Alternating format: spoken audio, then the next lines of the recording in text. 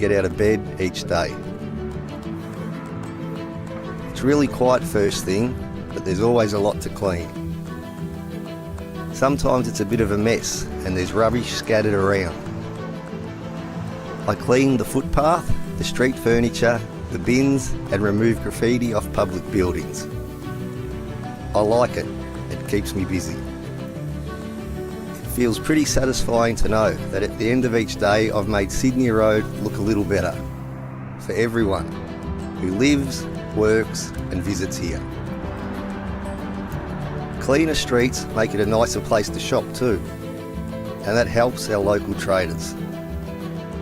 And as everyone starts their day and the shop's open, I get to meet some lovely community members and their dogs. Everyone knows Sydney Road is legendary. We should all show it some love.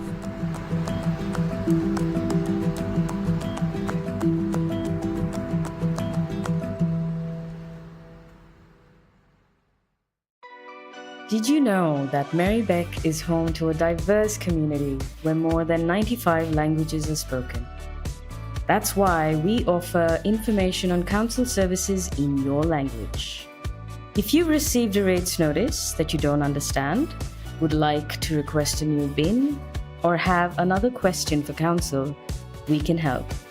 We have free in-person and phone interpreters who can help you communicate with staff at council in your language. To request an interpreter, simply call 92401111 and ask one of our customer service staff to organize one for you.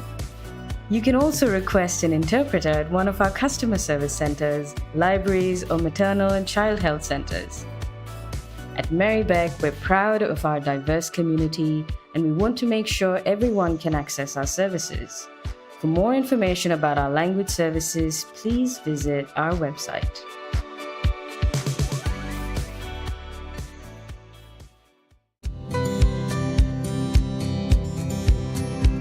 Wheel Sisters came about after some women in Fawkner approached us, wanting to learn to ride bikes and also find other women from their own community to ride with, including women who might ride in hijab or an abaya.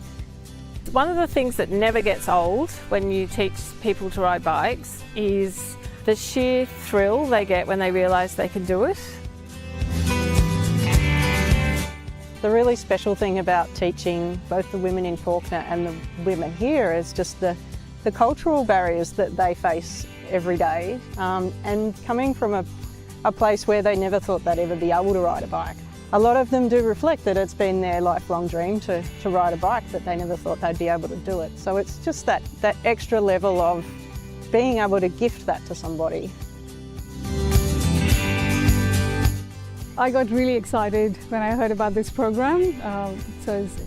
I'm almost 40 and I've never ridden a bike. I tried when I was little. Yeah, I still can't believe that I can ride, and yeah, it's been a dream and I'm so glad that it came true.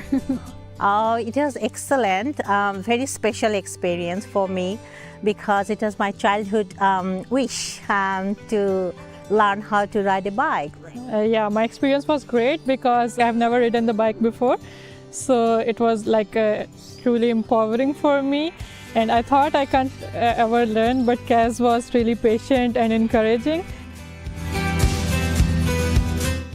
At this age, it's a really courageous thing to learn new things. And any age, anyone can do it if they want it. And willingness is the most important things, and that's I prove myself. I think it's good health-wise as well as environmentally. It gives me some physical activity to incorporate into my daily routine. I think it was great to find other people like me who have recently learned to ride. And councillors and members of the gallery, and to our viewers live streaming tonight's meeting. My name's Councillor Helen Davidson. I'm the Mayor of Merri-bek City Council and Chairperson for tonight's Planning and Related Matters. It's my pleasure to welcome you all this evening. We are meeting on the traditional lands of the Wurundjeri Woiwurrung people, and I wish to acknowledge them as the traditional custodians of the lands and waterways on which we meet, and to pay my respects to elders past, present and emerging, and to any elders of other communities who might be with us this evening. This meeting is being recorded and web streamed live to Council's website and YouTube. This recording will also be available as video on demand. Attendees are advised that they will be recorded during the meeting. A reminder that as councillors, we will act in accordance with the Councillor Code of Conduct, which supports the principles of leadership and good governance that secures public confidence in the office of councillor. In the event of an emergency or disruption, we may be required to take action to ensure the safety of attendees. For members of the gallery and councillors attending in person, please follow the directions issued by staff and security. Thank you for your understanding. Councillors, we'll go through councillors and officers in attendance this evening. I'd like to welcome Councillor Helen Polite as Deputy Mayor. Good evening, everybody. Councillor Sue Bolton. Councillor Liz Irvin. Hi, everyone. Councillor Jay Iwasaki. Hello, everyone. Councillor Nat Abood. Evening. Councillor Kat Theodosis. Hi, everyone. Councillor Chris Miles. Evening. And we have 2 attendances online which have been given approval. Ella Svensson and Councillor... Hello, Ella. Hello, everyone. Thank you. And Councillor Adam Pulford. Hi, everyone. And we have an apology from Councillor Yildiz for this evening's meeting. Councillors, are there any disclosures of conflicts of interest to declare this evening? No? We'll move on to confirmations of our previous meeting. Could I please have a motion for the confirmation of minutes of the council meeting for planning and related matters held on the 27th of August? Thank you, Councillor Iwasaki, and seconded by Councillor Theodosis. All those in favour? I declare that carried. Before we move on to reports for consideration, I'll outline how the council meeting for planning and related matters will run this evening. For the item in relation to a planning permit application, the relevant planner will introduce the report and the officer recommendations. I will then give any objectors and supporters the opportunity to make their submission. After this time, the applicant will be given an opportunity to speak. If you are making a submission this evening, please state your name clearly for the record. You're requested to present your viewpoints clearly and concisely on why you oppose or support the planning application. Please don't repeat what earlier speakers have said and keep the discussion focused on issues and points not previously raised. If you oppose the planning application, please inform the meeting why you oppose it and suggest an alternate approach which would satisfy your concerns. Please use this opportunity to focus on your concerns rather than matters of detail in the officer report. Please note there is also a time limit of 3 minutes for each speaker and the permit applicant, but as chairperson I reserve the right to increase or reduce the time available to each speaker. So we have one report this evening. It's 2 Florence Street, Coburg, planning application MPS 2025-279. Councillors, is there a conflict of interest to disclose for this application? No. I will ask Eshe Raman to present the application planning coordinator this evening. Thank you, Eshe. Thank you, Mayor. Good evening, all. So what we have before us is a planning permit application to construct 7 dwellings and a reduction in statutory car parking requirement at 2 Florence Street in Coburg. The application is currently at the decision-making stage. So the site is located on the north side of Florence Street and it's in an established residential area. The site has a total area of approximately 922 square metres. There is a laneway that abuts the site to the rear, northern boundary of the site. The site is within 300 metres to Moreland Station, 400 metres to tram and bus stops, and within 100 metres to the upfill bike park. It's important to note to the directly immediate west of the site at 4 Florence Street, there has been a recent construction for the development of 3 dwellings side by side. This development has 6 car parking spaces, which is accessed off the rear lane. So we've got some photos here. The photos to the left shows what the subject site is, the existing dwelling from Florence Street, and the photo to the right is a photo of the rear laneway that directly abuts the subject site. In terms of the planning controls, so the site is in the neighbourhood residential zone and is in the principal public transport network area. So in March 2025, the rules for multi-dwelling development have changed through the introduction of what is called the Townhouse and Low-Rise Code. This application is subject to this new code. This new code has standards which are deemed to comply. This means if the development meets the standard, it automatically meets the objectives of that standard. When a standard is met, Council cannot consider any other policy or decision guidelines within the planning scheme. Of importance to note that there are 13 applicable standards which relate to siting, layout and amenity impact. If these 13 standards are met, objectors cannot apply to VCAT for a review of Council's decision. So what we have before us today is the construction of 7 double-storey dwellings with 6 on-site car parking spaces accessed off the rear laneway. The pedestrian access will be provided from the front from Florence Street. There has been consultation on this application by sending out mail and posting signs on the site. The map you see here shows the location of the objectors with red dots. There was a total of 13 objections received, with the key issues being 7 dwellings being an overdevelopment. There was a concern with the car parking reduction and that the current laneway circumference cannot cater for the proposed number of dwellings. There was a planning information and discussion meeting held in September, which was attended by planning officers, applicant, owner and 5 objectors. No changes were agreed to at the meeting. Now we go to the key considerations. So the proposal has been assessed against the new code. An assessment of the application has identified that the proposal does not comply with the standard relating to overlooking and tree canopy. These are 2 out of the 13 standards, which if you don't meet, objectors have right to lodge a review at VCAT. With regards to overlooking, there will be overlooking from the rear dwelling into the neighbouring garden areas of 7 and 9 Linda Street, which is located across the laneway to the rear. The officer recommendation includes a condition requiring a screen to prevent these views, therefore meeting the standard. With regards to tree canopy, the proposal seeks to vary the tree canopy standard, which requires tree to be provided at the front and rear of the site. The proposal does not provide for trees to the rear of the site because that's where vehicle access is proposed.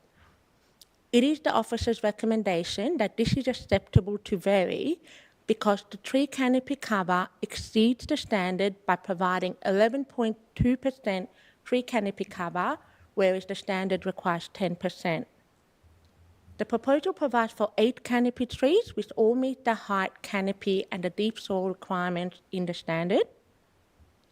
It is considered that the rear vehicle access creates more space for landscaping within the front setbacks, removes the vehicle crossing and also allows for an on-street car parking.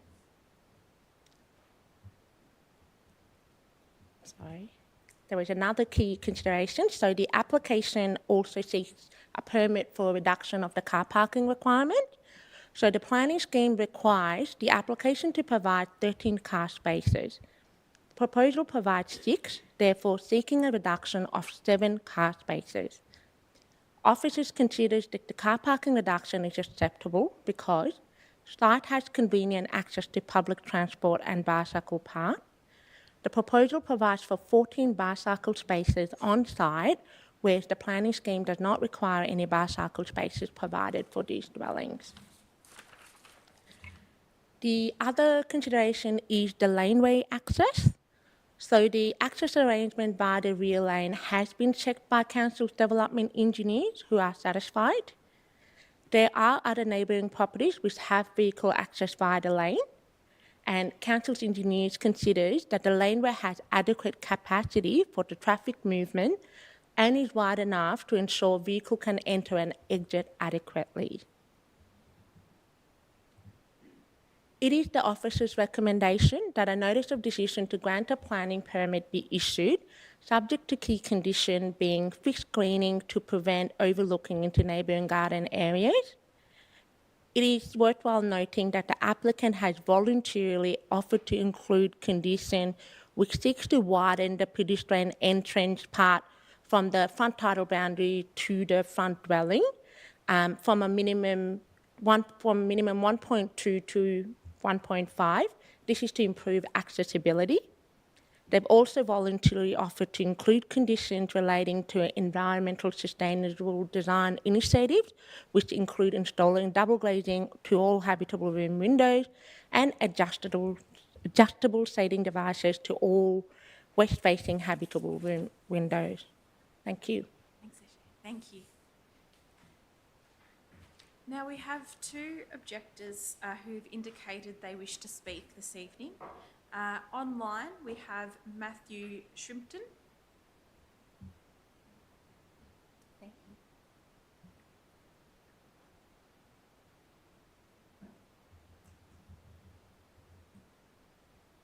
Hi Matthew, please go ahead. Good evening, Council. Thank you for allowing the opportunity to speak to this proposal.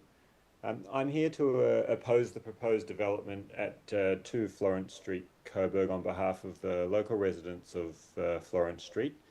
I'd like to focus on 3 key issues. The first is infrastructure inadequacies, particularly around parking and traffic access. The second is around serious safety concerns regarding the laneway access via a blind S-bend corner between Station and Audley Streets. And the third is the development's excessive scale, which is out of character for the neighbourhood as it currently stands. So firstly, the infrastructure that exists in the area simply cannot support the scale of development. I note the proposal discusses 20 bedrooms with only 7 parking spaces, well below the 13 parking spaces in the planning guidelines, and indeed the current ABS data for car ownership in Merri-bek, with 1 townhouse having no allocated parking at all. As it currently stands, Florence Street is a quiet residential street with parking already strained in capacity, particularly at the west end where the development is located, due to parking from mall and train station commuters. The traffic study quoted in the planning proposal was carried out at a low activity period and does not reflect the reality of local parking demands currently, and particularly including upcoming development. The Council would be aware of the recent approval of significant development at the Uniting Regen site, which will bring 75 new apartments and office space for 140 employees, with only 19 car parks at that development site. So it's quite unrealistic to assume residents will simply not own cars, especially given the infrequent service of the upfield train line, the overburdened trams on Sydney Road without accessible stops, and the unreliable nature of bus services on Moreland Road. The fact of the matter is that residents will drive and parking will spill from the designated laneway access onto the already congested surrounding streets. The second point I'd like to address, and really most critically, is the safety of the laneway access as proposed. The laneway is narrow and poorly surfaced along its entire length, with erosions already present prior to an increased traffic volume, giving rise to significant geotechnical concerns. The laneway exit and entrance is directly onto a busy blind S-bend corner between Station and Audley Streets. Council will also be aware of recent changes to the parking restrictions at this site due to the unsafe nature of the intersection and introduction of no standing areas. These were needed to improve visibility due to safety concerns with high vehicle and pedestrian traffic volumes in this specific area. So increasing vehicle use at this dangerous corner is not only impractical, but it is a serious safety risk for pedestrians, cyclists and drivers. As the proposal stands, the laneway simply cannot safely handle regular traffic from the proposed volume, in addition to the already established developments in that area.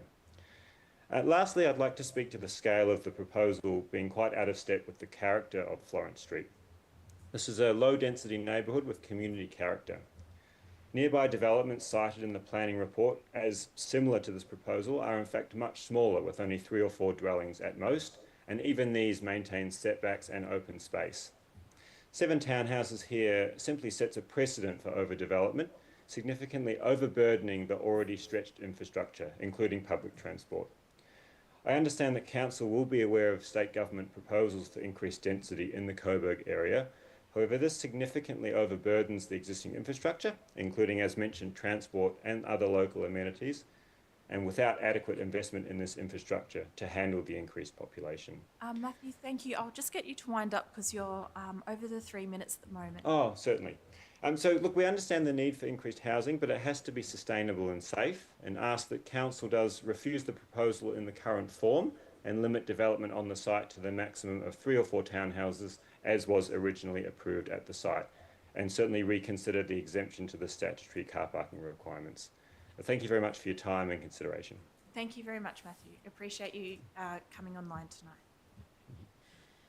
Councillors, we have a second objector in person tonight, Vincent Marcy, who is in the gallery. Please come forward, Vincent.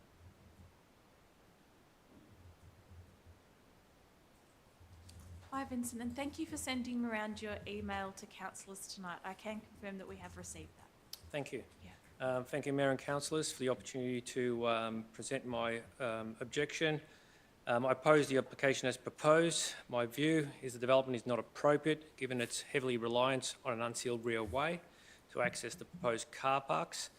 The report given to you fails to mention the rear way is unsealed. And I think there was a photo there earlier. If you look at the photos I emailed, photos 1 and 2, if you haven't seen them already, you'll see what I mean. My reasons why this development is not appropriate will soon become clearer. Let me first start by providing some context that the report presented missed. The rear way has only one entry and exit point via Station Street. Should the development be approved as proposed, 36 metres of the rear way will remain unsealed from the rear way entry point to number 2 Florence Street.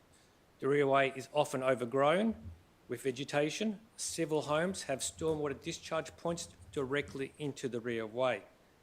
Car usage, especially in wetter months, creates deep wheel ruts, causing water to pool, increasing risks to other users, including walkers, cyclists, and myself as a casual motorcyclist. The developer of 4 Florence Street recently placed crushed rock on part of the rear way to improve its status. The crushed rock has been ineffective as it's already being swept away by vehicle movements, and you can refer to photo 2 in my email. In the past, at my expense, I paid for crushed rock to be placed in the rear way to make it usable. This should not be my responsibility, nor will I continue to pay for this from here on. Given the status of the rear way, only 2 houses regularly use this rear way to access their garages.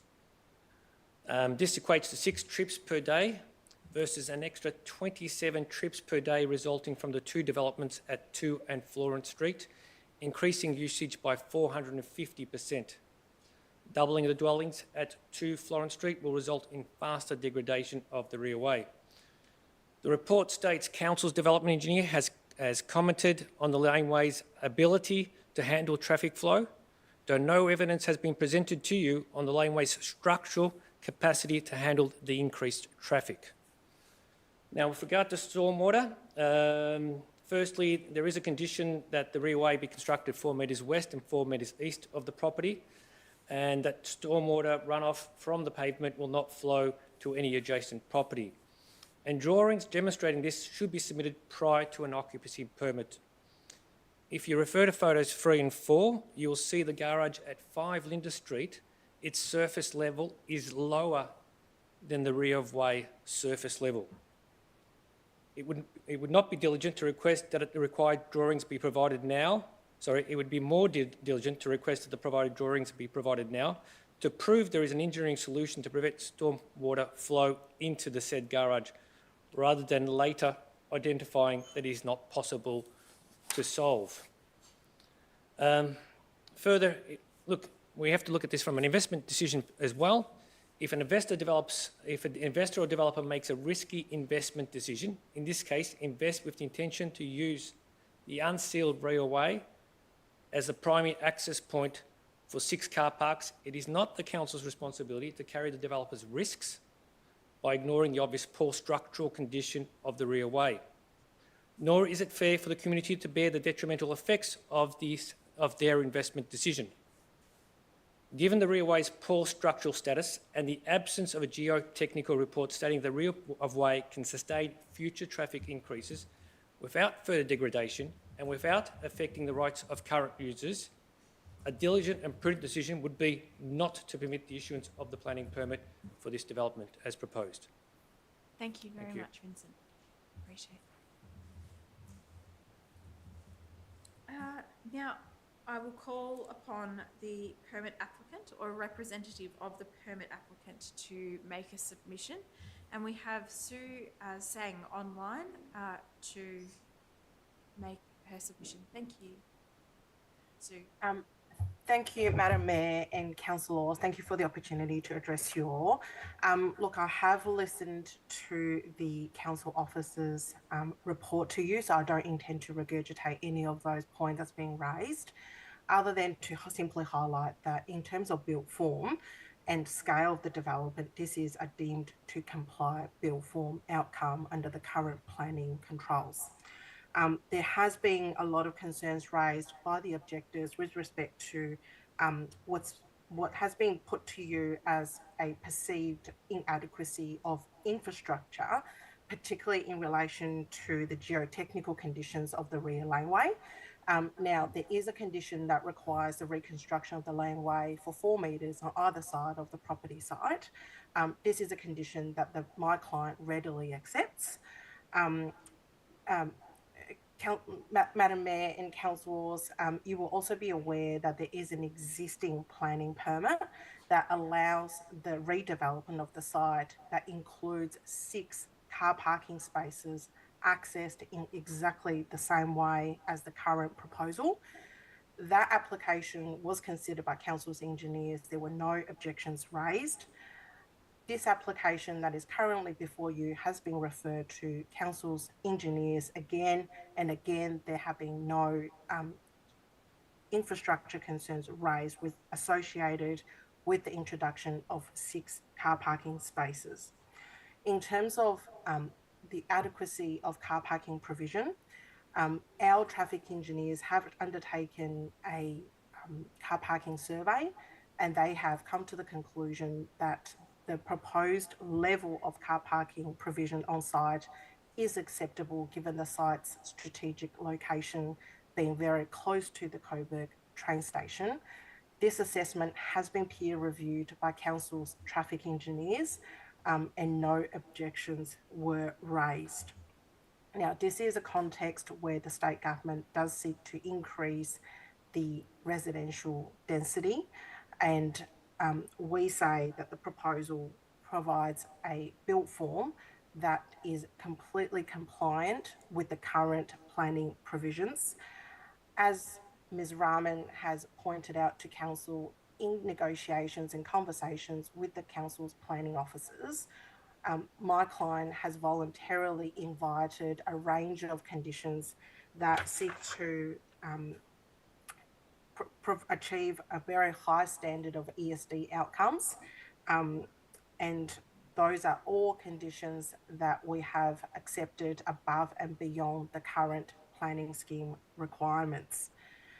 So we say that as a whole, this is a proposal that is entirely supported by the current planning policies, and it is a proposal that ought to be supported by the council laws. Thank you for your time. I'm aware that my time is up, but I'm very, very happy to answer any questions that you may have.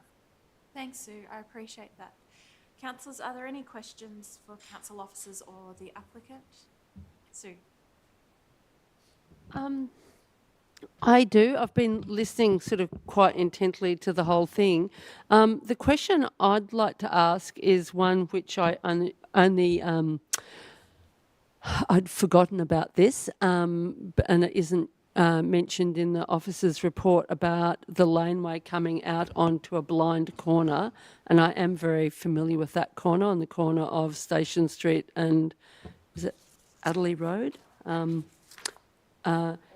Audley Road, that's right. I'm very aware of that. So I'm wondering what sort of measures are envisaged to try and make that intersection of the laneway and that stretch of road safer for residents who might be coming out of that laneway. It could be officers or officers and applicant. Yeah, maybe we can turn to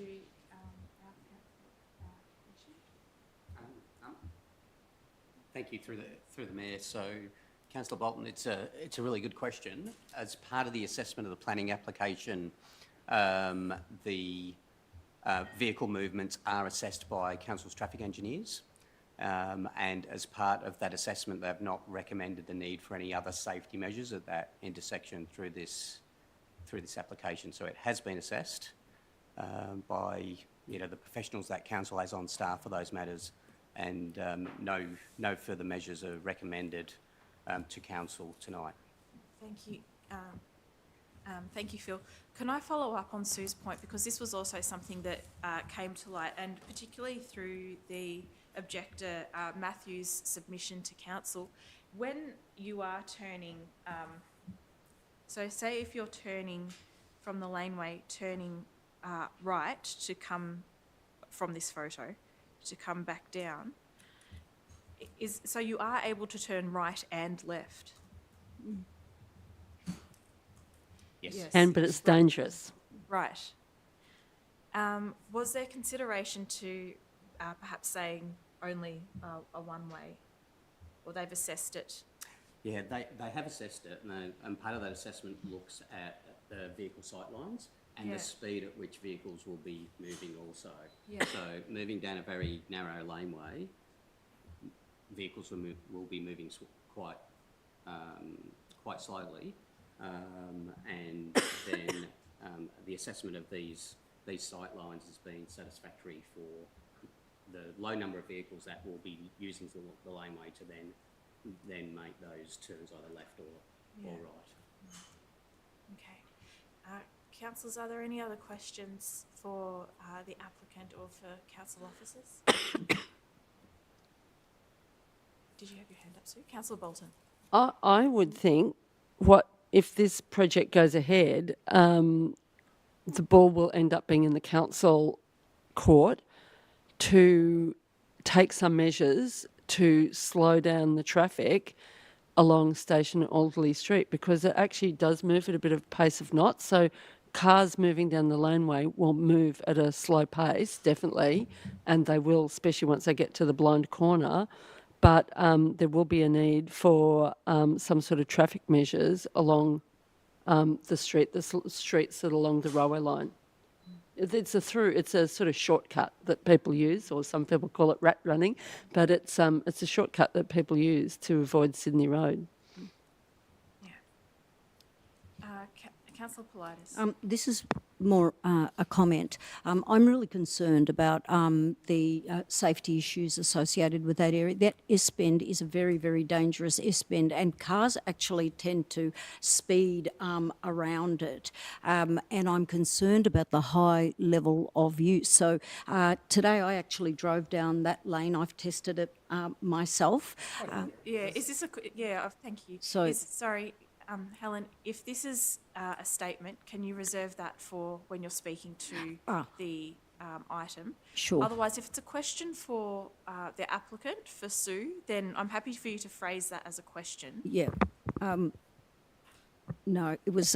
It's pretty much echoing the concerns raised by Sue Bolton. We'll Thank you. Save that for the debate. We have Councillor Irvin with her hand up here. Yeah, just a question, I guess, probably for the planning manager.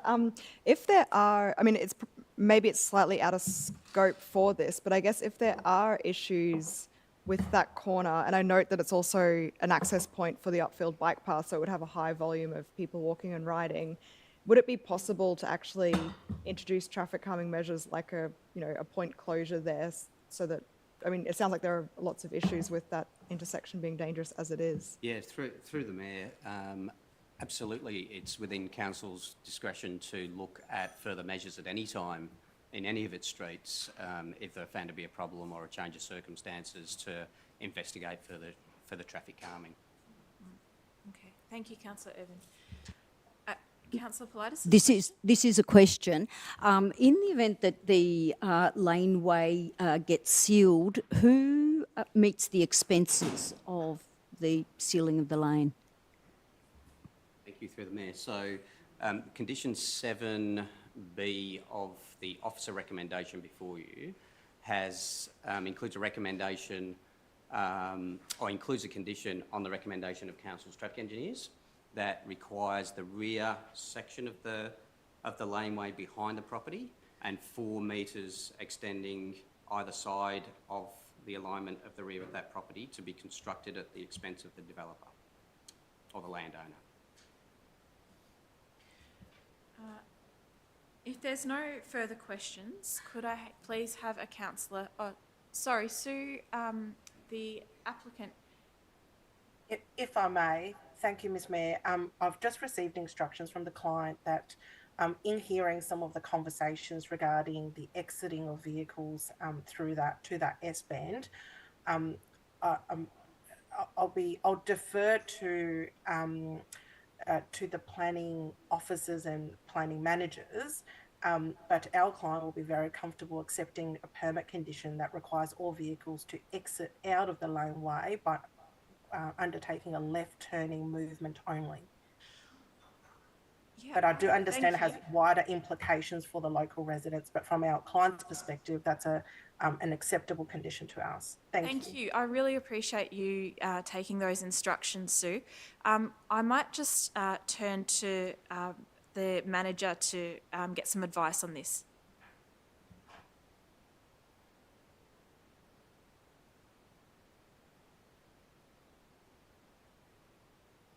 Thank you, Mayor. In asking for my advice, I guess officers will be guided by our traffic engineers, who are the experts in terms of the safety risk and the sightlines. It is completely open, so the officer recommendation, remains before you. It is completely open to council tonight, though, to make an alternative motion recommendation to that put forward by officers, based on any of the submissions that you've heard from the gallery. If council was of a view to look to incorporate a condition, then officers can assist with that, but we might need a short adjournment to the meeting to be able to do so. I think there's general consensus among councillors to implement something along these lines. I will have a short adjournment for about 5 to 7 minutes. 20? 20 minutes?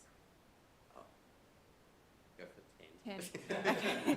A 10-minute adjournment. So thank you to those online. Please stay online and we will return in approximately 10 minutes. And councillors who are online, we will call you.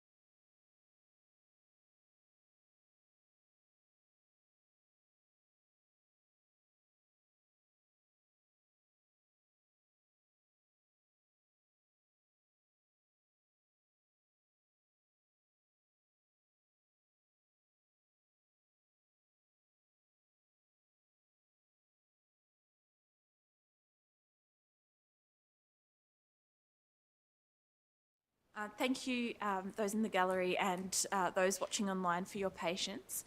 And I'd like to thank the applicant as well for her swift thinking and ability to cooperate and find solutions.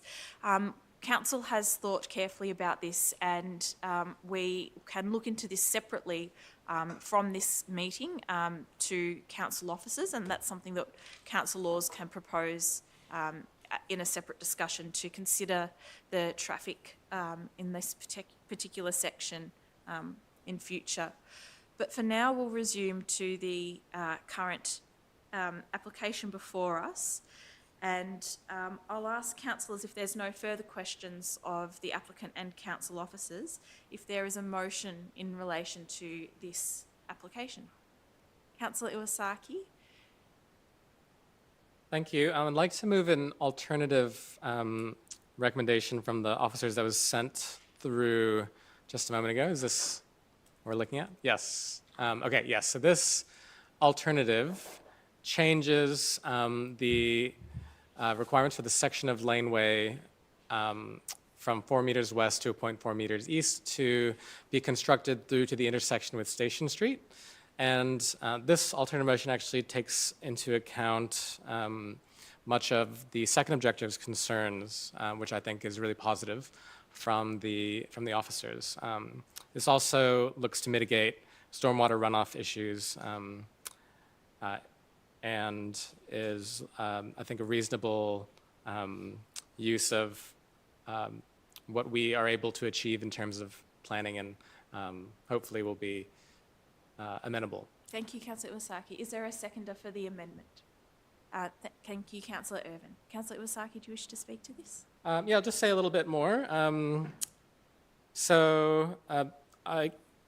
In balancing the requirements of housing and amenity in the street, I think that the officers have done a good job in looking to integrate, so I'm speaking in support, looking to integrate the alternatives for driving, such as bicycle parking, and encouraging that. And this is an area that in the future will be much denser.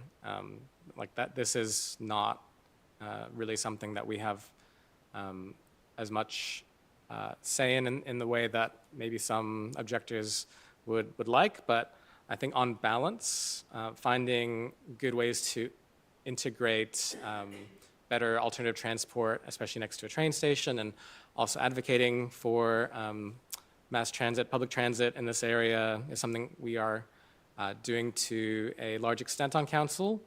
I'm also in support of this from the officers because I think it's important to try to protect those positive changes that have been negotiated by the officers. And in regards to any parking issues and safety, we are interested in looking at alternative means, as Mayor Davidson mentioned a moment ago. Parking is always an issue in Brunswick and is in this area of Coburg as well, very close to a lot of high, I guess, traffic areas and the hospital. But we do have a bit of work we can do still to address those parking issues through the normal process. So yeah, that's I think all I would like to say about that.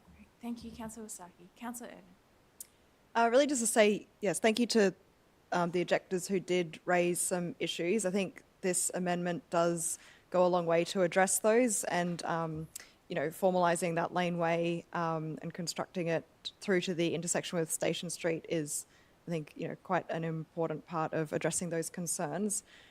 I think the other concerns around sort of density and impacts to the local area, that these are things that will be changing, as referred to, with the activity centres that are coming in. So we will see developments like this, and with changes to the planning, planning reform that has happened, a lot of this will be happening, I guess, with the potential for sort of less input from council and residents. So I think it's a really good outcome here that we've been able to work with the applicant to achieve some much better outcomes. And yes, that's all. Thank you. Thank you, Councillor Irvin.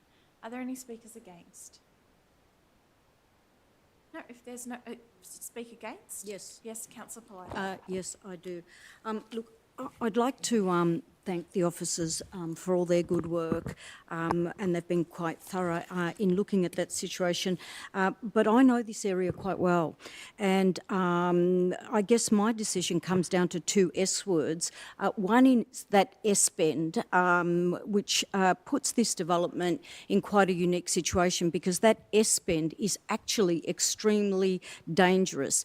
And so for me, safety is a key consideration. I went down that lane on a couple of occasions in the last week, and on both occasions, when I was trying to come out, cars were actually trying to come in, coincidentally. So it meant that they had to stop on a street which only allows for one car, and it makes it very, very, very dangerous. So I listened to the objections of both Matthew and Vincent, and I think that they're quite valid in view of the way that proposed development, where it is situated. I don't think that that area, the local infrastructure, can support that level of density, given the way the streetscape is currently set up, and I can't see a short-term solution to that. I take on board Councillor Iwasaki's efforts to improve the laneway amenity and to extend it out to Station Street, but that still doesn't alter the nature of the street and the way that the street is used. So I guess for safety reasons, and they are serious safety considerations, I cannot support this development. Thank you, Councillor Politis. Councillor Bolton. Yes, I'm a bit conflicted with this development. There are, on the positive side of things, I think the positive side of it is that a lot of the units are 3-bedroom units, and that is still quite a rarity because I think a lot of families and share households are pushed out of Merri-bek because of the lack of 3-bedroom accommodation. But prior to this meeting, I was thinking my preference would be for Unit 7 to be either deleted or have 1 bedroom deleted, because I think while it is true that the development is very close to public transport, and there is quite a few different types of public transport available nearby, I think, when you have 3-bedroom units, if it's a share house or a family, it's highly likely someone is going to drive in that family or that share house to get to work. Construction workers in labour hire, for example, you get rung the night before and told you're working at 7 a.m. the next morning, and it could be Lilydale, it could be Frankston, it could be Brunswick, it could be Geelong. And so, almost 50% of the Australian population do not have predictable hours of work or locations of work, which makes it hard to consider alternative transport. And the public transport that's available isn't that good at night time. So that was my thinking, but on talking with the planners, I realised there's a lack of planning grounds to be able to put forward an amendment like that. I certainly support the amendment that Councillor Iwasaki's put forward for the developer to construct the laneway through to Station Street. I think that is absolutely essential and critical after seeing the photos of the state of the laneway today. But I am really concerned about the S-bend and the dangers of the lane of the traffic on the laneway coming out onto the intersection of Audley and Station Street. Thank you. Councillors, are there any further speakers? If there's no further... Oh, sorry, Councillor Abu. Thank you, Mayor. I'm just also supportive of the amended motion and grateful for the work that's been put in by the planners. while this does seem like an overdevelopment for the neighbourhood, and I suspect we'll see a lot more of its type in the future, especially in the next decade, it's important to acknowledge that it's also a stone's throw from the Melbourne CBD, and the public transport that is there, especially because it's not north of Bell Street, is actually quite good. The train still works down at that end of the Upfield line, and the tram is right there, and the bike infrastructure exists and will be improved with the new level crossing removal projects that are imminent in the next 5 years or so. But the most important thing to consider about this is that the area that we're talking about is currently being consulted about by the state government for potentially up to 6 stories of height. Regardless of whether we think it's appropriate or not, it's going to be happening because we're in the middle of a housing crisis. I think the thing to lament the most about this type of a development is the lack of great ESD or, aspirational living conditions in terms of, obligatory solar panels, or, this is all stuff that will have to be fitted on by whoever buys these places if they can get that agreement through with the body corporate, which will inevitably exist. And I'm glad that, we no longer see gas on developments like this, and there's more porous surfaces, and that the applicants in this case have agreed to add double glazing and that sort of thing. But we will see the density, and I think the other thing that I wanted to mention that's commendable about this application is something that Councillor Bolton mentioned about the 3-bedroom dwellings, because, as was mentioned, that it's very easy to see what is, colloquially referred to as dog boxes, and I think that having somewhere where either 3 people can share a rental cost or a family can live is really important when you're that close to, primary schools and public transport and everything else that exists in the vicinity. Thanks. Thank you, Councillor Abood.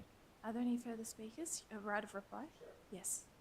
Yeah, I'll just quickly speak back in support. I think what Councillor Abood has just laid out is really important, that in the future this area is actually subject to much higher density. And so this is actually potentially one of the lower density developments coming in the near future, and an area that's subject to much higher potential density. And I think part of our job as councillors is not to just say the reasons why it's not going to work in this moment for, whatever our personal, I drove through this one time and this is what I see because this is, a dangerous intersection, when in reality, we're talking about a few cars a day. We're talking about people who rat run through this area that are separate issues that can be dealt with, but not related to this. And so what we're really talking about is getting good housing in, and we don't always have a say in that. And we also have the responsibility as councillors to look at the strategic objectives of our city, that we have some of the fewest homes built in Coburg and in all of Merri-bek, and that it actually is a housing crisis time and time again. There are people who are moving out of my ward in Brunswick into Coburg or further out because there aren't homes to live in, and they're being priced out. And on balance, we have to find where strategically we can do the best that we can as a city for those who live here now and for those who are going to be living here in the future, because that is a fact not in our control. So I think that's really important to me as somebody who finds housing pretty expensive and not wanting to make short-term decisions, but actually think of the long-term importance and obligation that we have as elected officials to make those difficult choices. Thank you for closing the debate, Councillor Iwasaki. Now I'll put that Councillor Iwasaki's amended motion to the vote. All those in favour? All those against? All those abstaining? I declare that carried. I'll now hand over to the Planning Officer to advise of the next steps from here.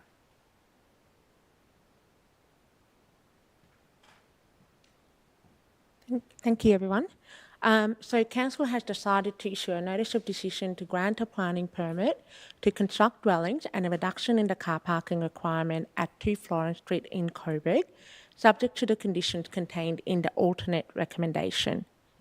Following the issue of the notice of decision, both the applicant and all objected party will receive a copy of the notice of decision to grant a planning permit. Objectors have 28 days to appeal Council's decision at the Victorian Civil and Administrative Tribunal. In the event that no appeal is lodged by the objectors at VCAT, a planning permit will be issued. If a permit is issued, the applicant has 60 days from the date of the issue of the notice of decision to appeal any conditions on the permit. Thank you. Thank you, Aisha. Councillors, that concludes tonight's planning meeting. To those in the gallery, thank you for attending, and to those still watching on live stream, thank you for tuning in. I now declare the council meeting for planning and related matters closed at 7:29. Thank you. Thank you.